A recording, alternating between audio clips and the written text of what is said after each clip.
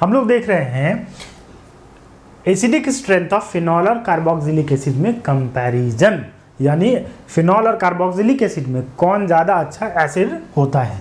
देखो basically acid का हम लोग एसिडिक स्ट्रेंथ डिसाइड करते हैं उसके कॉन्जुगेट बेस के स्टेबिलिटी से। यहाँ पे आप देखो तो फिनॉल जब अपना H+ रिलीज करेगा तो H+ रिलीज करने के बाद ये बनाएगा फिनॉक्साइड आयन। क्या बनाएगा? फिनॉक्साइड आयन O पे माइनस।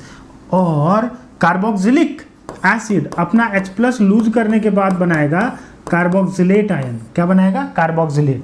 कार्बोक्सिलेट आयन का जब आप देखो तो यहाँ रेजोनेंस हो रहा है, डीलोकलाइजेशन हो रहा है, और ऑक्सीजन पे जो नेगेटिव चार्ज है वो डीलोकलाइज कर रहा है, O- डबल बॉन्ड O।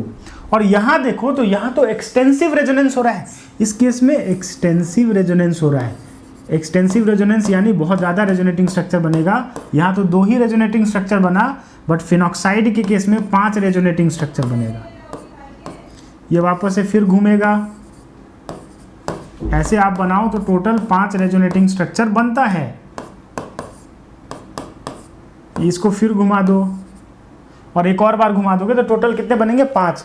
अब तुम देखो कि यहाँ 5 रेजोनेटिंग स्ट्रक्चर बन रहा है और इस केस में 2 ही रेजोनेटिंग स्ट्रक्चर बन रहा है, फिर भी acetic acid is more acidic than phenol. The reason क्या है? क्यों एसिटिक एसिड फिनॉल से ज़्यादा एसिडिक है, जबकि इसके केस में तो 5 रेजोनेटिंग स्ट्रक्चर बन रहा है और यहाँ पे 2 ही रेजोनेटिंग स्ट्रक्चर बन रहा है। तो भैया सीधा सा बात बताइए कि इस वाले केस में आप देखिए जब रेजोनेंस हो रहा है तो निगेटिव चार्ज किस एटम पे डीलोकलाइज हो रहा है? सॉरी, नेगेटिव चार्ज किस एटम पे डीलोकलाइज हो रहा है?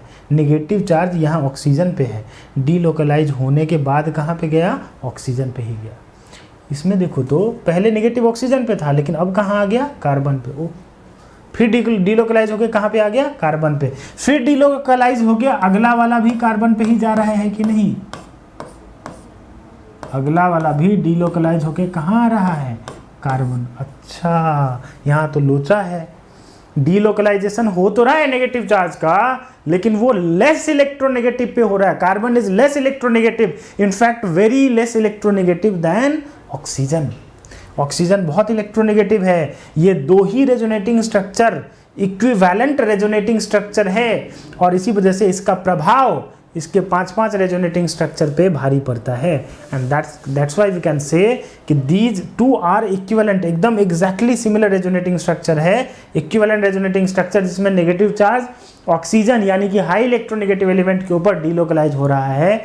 इस वजह से these 2 resonating structures are more dominating on these 5 resonating structures, and that's why we can say कि जो conjugate base है किसका?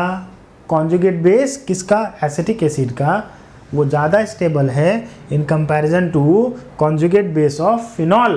conjugate base of phenol क्या बना रहा है? फिनॉक्साइड। और ये क्या बना रहा है? Acetate, right. तो ये बहुत ही इंपॉर्टेंट क्वेश्चन है, ये आपके एनसीईआरटी में भी है और ये नीट में भी पूछा हुआ क्वेश्चन है।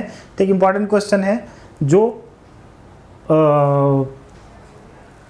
पूछा जाता है, इसलिए मैंने बता दिया और वीडियो बना दिया। ठीक है, चलो ऐसे ही इंपॉर्टेंट क्वेश्चंस, छोटे छोटे इंपॉर्टेंट कॉन्सेप्ट्स को लेके हम लोग आते रहेंगे और छोटे छोटे वीडियोज़ में मिलते रहेंगे और ज़िंदगी का लुत्फ़ उठाते रहेंगे। मिलते हैं अगले वीडियो में, बाय।